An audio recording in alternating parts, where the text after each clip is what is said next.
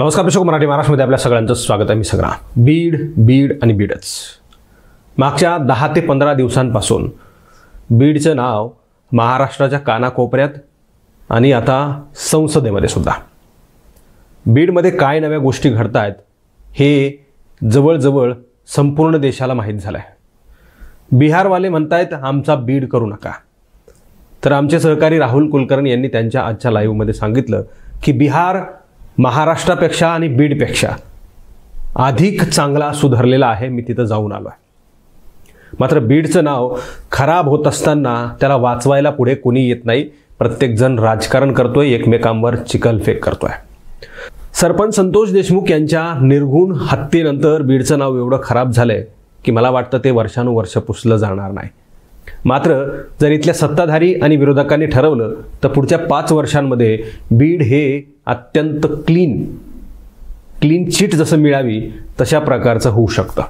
बीडमधली कायदा सुव्यवस्था बिघडलेली आहे. इथली व्यवस्था कोलमडलेली आहे. शासकीय कार्यालय असतील, जिल्हाधिकारी असतील, तहसील असेल आणि इतर कुठले शासकीय कार्यालय असतील, तिथले अधिकारी आणि त्यांच्या वागण्याची पद्धत ही पूर्णपणे ढासळलेली आहे. हे आपल्याला अनेक घटनांवरून दिसून येत आहे. काही दाखले सुद्धा देता येतील. नवी घटना आहे बीडमधली. आघाव नावाच्या कुणीतरी महिला कर्मचारी आहेत बीड जिल्हाधिकारी कार्यालयामध्ये. आमचे सहकारी मित्र आहेत जितेंद्र सिरसाट, वास्तव नावाचं त्यांचं दैनिक आहे आणि परखड लेखक म्हणून त्यांची गेल्या 20 वर्षांपासून बीड जिल्ह्यासह मराठवाड्यामध्ये ओळख आहे. त्यांचा मला फोन आला की अशा प्रकारचा मला फोन आला. जितेंद्र सिरसाटांना एक महिला अशा प्रकारे दम देते, तुम्ही ऐकून सुन्न व्हाल. जितेंद्र सिरसट यांना एक जिल्हाधिकारी कार्यालयातून आघाव नावाच्या कुठल्या तरी महिलेचा फोन येतो आणि त्या महिलेचे शब्द ऐकून तुम्ही सुन्न व्हाल. का फोन केलाय, का बोलवून घेतलं जातंय, का दम दिला जातोय, काहीही सांगितलं नाही. फक्त तू 6 वाजेपर्यंत इथे ये आणि आता तुला बोलवलं जाईल, याचा अर्थ त्यांना उचलून आणलं जाईल. ती ऑडिओ क्लिप काय आहे तुम्ही एकदा ऐका. Mobile number. Hello hello hello, हा सिरसट आहेत ना? हो. झाला का आराम? आराम हो. नाही. मग कोण बोलता आपण? आगाव मॅडम बोलते मी, कलेक्टर ऑफिस बीड वरून. बोला ना. मग किती वेळा येतात मला भेटायला? तुम्हाला भेटायला मी? हा, तुम्हीच. कशामुळं? कशामुळे म्हणजे या नाही तर सांगते कशामुळे. तर हो. बर बर काय बर? तुम्ही धमकी देता काय मला? धमकी नाही देत. आणि कशासाठी?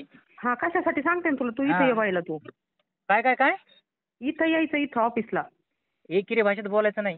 एकेरी भाषेत नाही, ऑफिसला यायचं. मला ना मी तुम्ही कोण मला म्हणणार या म्हणून? किती वेळा देणार तू? तुम्ही मला म्हणणार कोण? किती वेळा देणार ते सांग. तुम्ही म्हणणार कोण मला?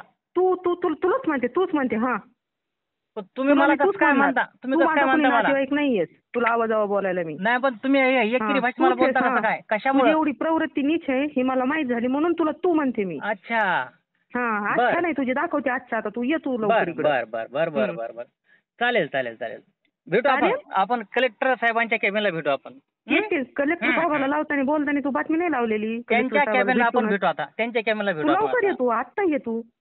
अहो तुम्ही कोण आहे? मला का माझे तुम्ही सांगा ना. तुमच्यासाठी मी येऊन तुम्ही मला सांगता मी तुमच्याकडे येतो का? तुला मला बोलून घ्यावं लागेल. बोलून घ्या ना. बरं ठीक आहे. हा, बोलून घ्या मला. तुला चॅलेंज मी तुला 6 वाजता बोलवते. चॅलेंज लावून. हो चालेल. येस. चॅलेंज लावून तू 6 वाजता येत असतो. हो. ओके.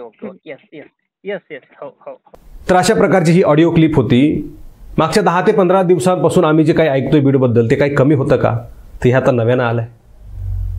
अधिकाऱ्यांनी, कर्मचाऱ्यांनी, पोलीस अधिकाऱ्यांनी, इथल्या नेते मंडळींनी सुधारलं पाहिजे. बीडचं नाव खराब होता कामा नये. संतोष देशमुखांच्या खून प्रकारानंतर बीड अत्यंत मलिन झालेलं आहे.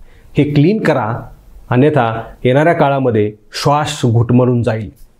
मराठी महाराष्ट्राचं नम्रपणे आवाहन आहे इथल्या सत्ताधारी मंडळींना आणि विरोधकातल्या मंडळींना, एकमेकांवर चिखलफेक करण्यापेक्षा बीडचं नाव मलिन झालं ते कसं पुसून क्लीन करता येईल यासाठीचे प्रयत्न करा, असं आवाहन बीडकरांच्या वतीनं हात जोडून नम्र विनंती तुम्हा सर्व लोकप्रतिनिधींना आहे.